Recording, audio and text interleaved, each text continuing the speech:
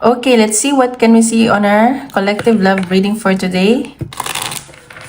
Collective love reading.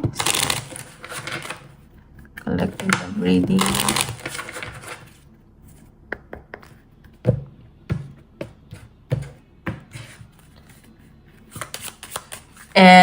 Paalala lang po, hindi pa lahat ay makaka-resonate. So, take what resonate and leave what doesn't.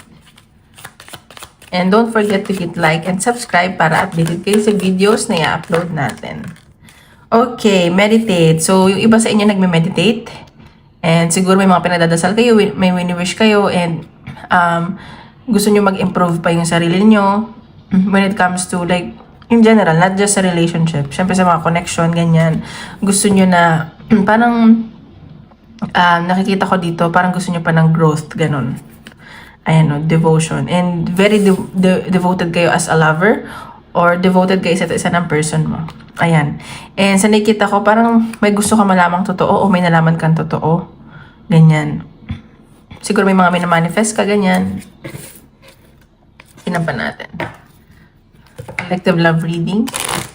At sa mga gusto magpa-private reading, message lang ako sa Facebook or Instagram. Nasa description box below. Collective love reading.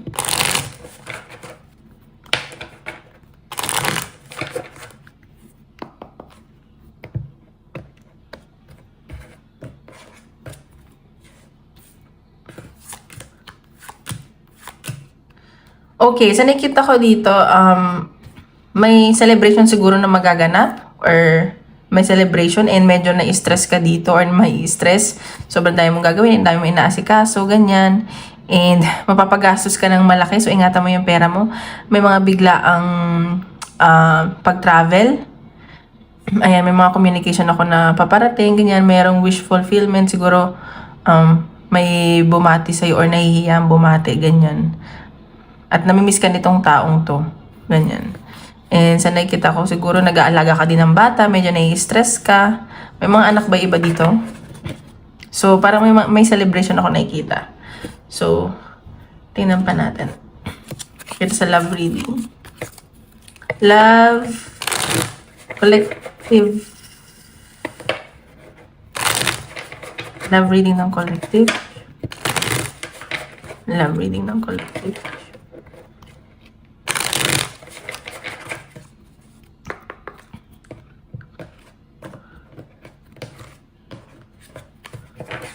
Parang ang daming admirers ng iba sa inyo. Kahit mga mas bata sa inyo na admire. Gano'n. Okay. Collective. Ay, love reading ng collective. The Emperor. So, medyo yung iba o yung person yung nagmamatigas ngayon. Yan pa natin. Parang very authoritative, strict. Gano'n. Matigas ulo. Gano'n. Love reading ng collective. Ay, lumabas. Queen of Wands. Okay. So, sa nakikita ko dito, itong person nyo nagmamatigas. Kasi, nakikita ka niya as very passionate, nurturing, and parang laging on the go. Like, grabe yung charisma mo sa taong to. Pero ikaw nagdadalawang isip ka na dito sa connection na to.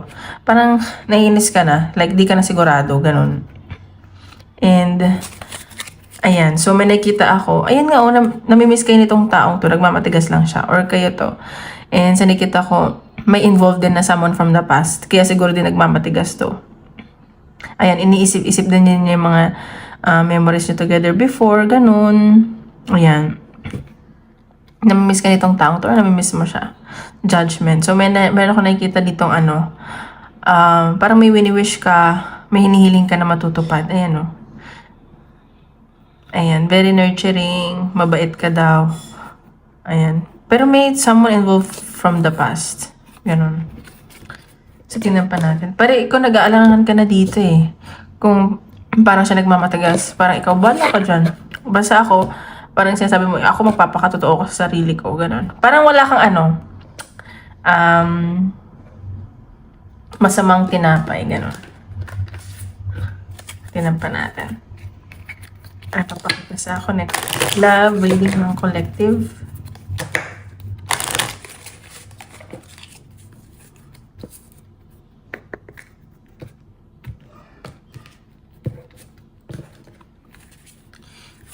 Parang ang huli ng person mo. Parang tinotopak ka nun. Love reading ng collective. Oops!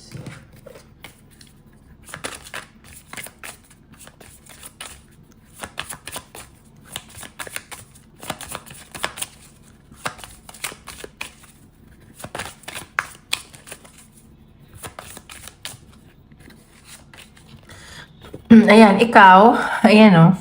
Nakikita ng person mo na wife material ka, and ikaw kasi parang umabot sa point na question mo din yung sarili mo. Like, ano ba, hindi ka ba worth it? Ganon. And bakit ka ipagpapalit? Ganyan. Or may involve nga ditong, may naging third party. Ayan, pero, ano to eh, nakikita ka niya pas pang matagalan, hindi lang yung basta-basta natin.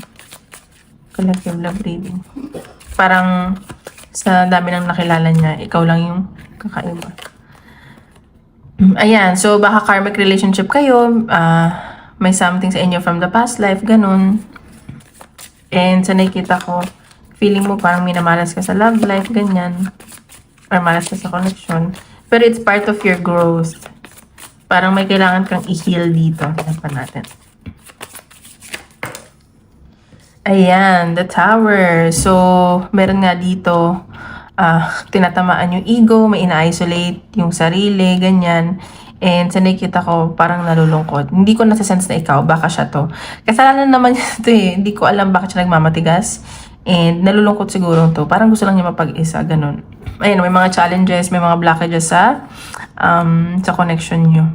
Baka LDR kayo nitong taong to, or may pag-travel, pupuntahan ka niya, pupuntahan mo siya. May nakita ko dito may mga nag-ayos ng papeles, documents din. Ayan. Parang private, ano ka muna, inaano mo yung privacy mo ngayon. Private life, ganyan. Parang ayaw mo masyado makipag-usap or yung person mo.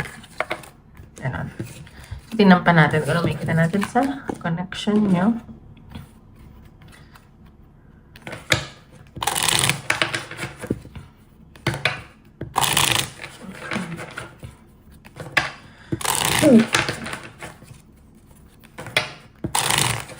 Love reading ng collective.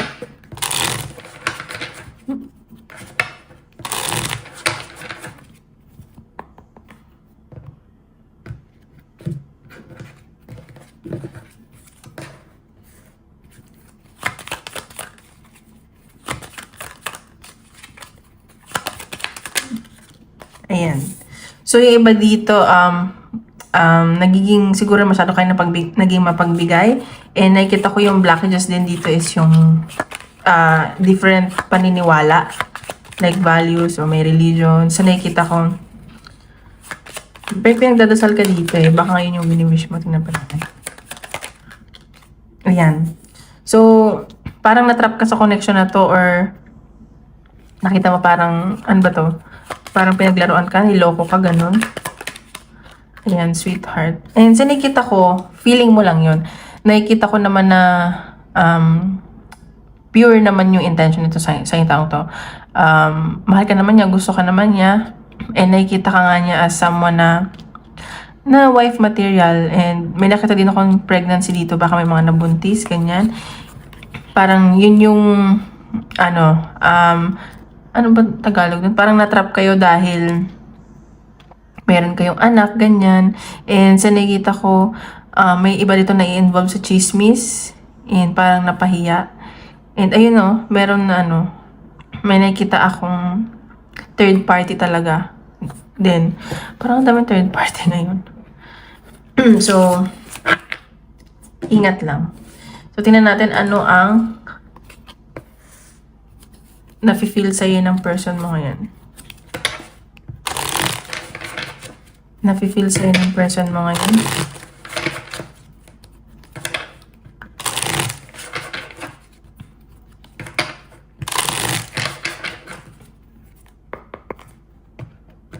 Anong nafe-feel sa'yo ng person mo ngayon? Or intentions niya.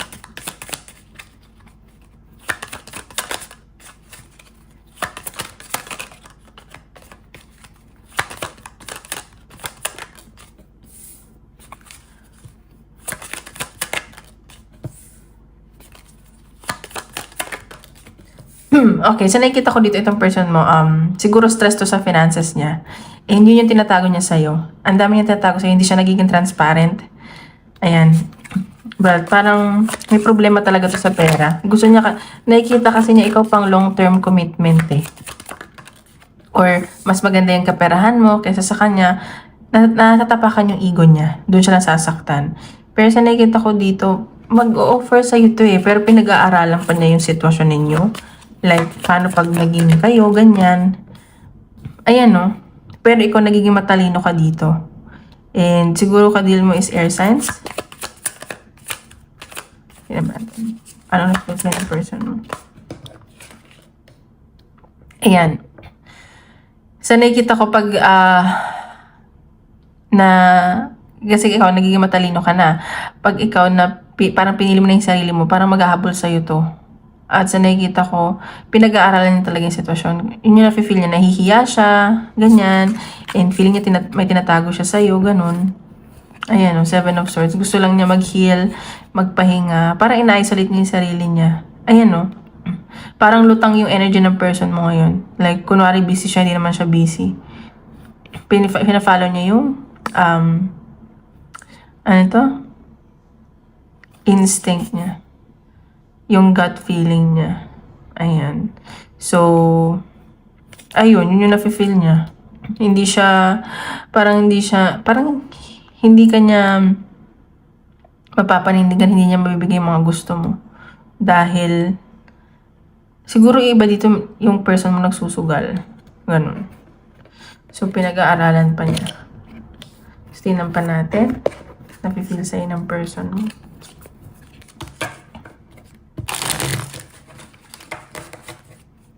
Nafe-feel sa'yo ng... Ay, ba't may halo? Sorry. Nafe-feel sa'yo ng person mo.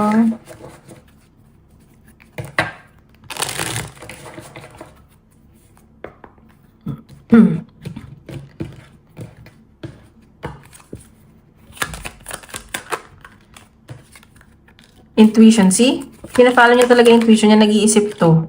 Ayan. Tignan pa natin. Ayan, no? And sa nakikita kanya,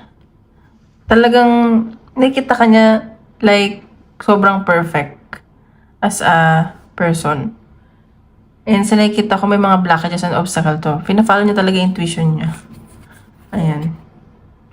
Bini-stalk ka nitong taon to, tinitingnan niya yung social media mo, ganyan. Nag-aantay siya ng messages sa'yo. Namimiss ka nito. Ayan, namimiss ka nitong taong to, ganyan. Ayan, siguro meron din tong kinaadigan, parang may bisyo at gusto din niya, ayaw din niya mawala yung pagiging free niya, ganyan. So, namimiss ka niya. Ni-stalk ka niya. Lagi niya tinitingnan yung social media mo, ganun. Lutang ang person mo. Yan siguro meron siyang problema sa pera dahil siguro nga may bisyo, ganun. So, tingnan natin ano ang dapat malaman mo sa person mo. Dapat malaman mo sa person mo. Ano dapat mong malaman sa person mo? Natin. Ang dapat mo malaman sa person mo. Health. Ayan. So, baka hindi din okay yung health niya ngayon or baka may sakit siya. Kaya siguro walang communication or di kayo nag-uusap. Or meron sa pamilya niya may sakit. Ang dapat mo malaman sa person mo. Confession. So, ayan, baka magsabi to sa'yo makipag-communicate, ba't hindi siya nagpaparamdam? Baka aamin to sa'yo. Basta may aaminin siya about health. Ganyan. Kung bakit siya naging busy yan. Yan dapat mo malaman sa person mo. Moving. So, nakikita ko dito na baka may pag-relocate ngayong person mo. And baka yun yung bakit siya busy, ganyan. Or meron dito mag-move in with their partner. Baka din mo is water sign, Cancer, Pisces, Scorpio. So, tingnan pa natin. Anong message sa'yo ng person mo?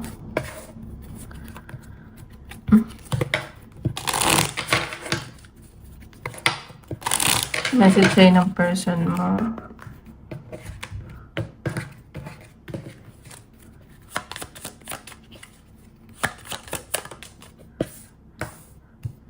I hide behind but feeling ko nagsusugal tong person mo. May kinaadikan to.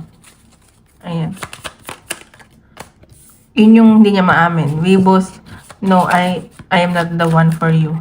Baka siguro kaya siya nagmamatigas kasi sinasabi niya na sa sarili niya na hindi siya karapat-dapat sa'yo. Like, you deserve so much better. Ganon. Parang wala siyang mai-offer at mabibigay sa'yo. At hindi siya transparent nga. I wish things could be different. Ayan, no? So, hindi din tama yung time para sa inyo. Ganon. Parang iniisip niya sana ano na lang siya. Parang may kaya siya. Ganyan. Nakakalungkot naman. Insecure tong taong to. At yung ego niya. So, tingnan natin anong possible outcome ng connection niyo. Possible outcome ng connection niyo. Possible outcome ng connection niyo.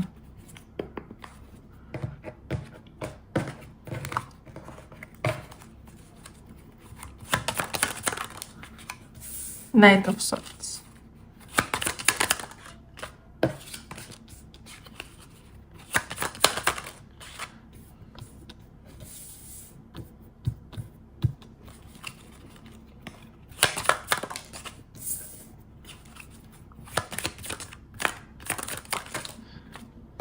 Okay.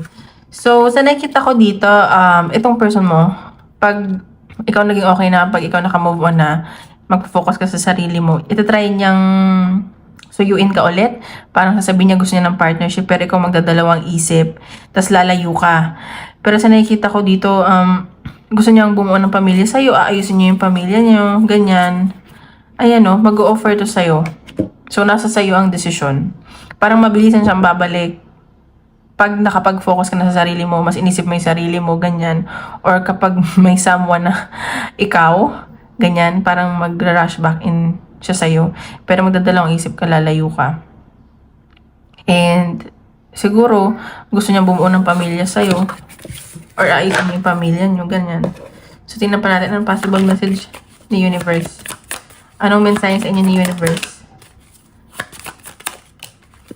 Now is not the time. So, hindi pa talaga timing ng connection nyo. Nothing is set in stone. Pero sinasabi dito, hindi naman ibig sabihin ganito na nangyayari is forever ng ganyan. Just give it time, give it space. Kung para sa'yo, para sa'yo. Kung hindi, you deserve someone better. You are not hopeful enough. So, hindi ka na nag-hope sa connection na to. Parang nasa moving on stage ka na. Gusto mo na talaga mag-heal. Parang bahala ka na, ganyan. So, tingnan pa natin. Advice ni Universe. Weave together the crowns you deserve. So, see? Ayan. So, marami naman din tao daw na mag-i-advise sa'yo na alam mo you deserve better and do not settle for less. Alam mo kung anong deserve mo. Huwag mo na ipilit yung sarili mo. Ganyan.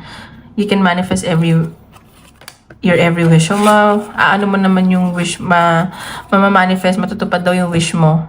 Pero, kahit anong dasal mo or wish mo pang hindi sila para sa'yo.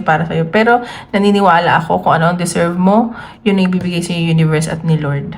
Ayan. So, tingnan pa natin. Isip ka ng question, tingnan natin kung sasagot ni universe. Isip ka question, tingnan natin ang sasagot ni universe.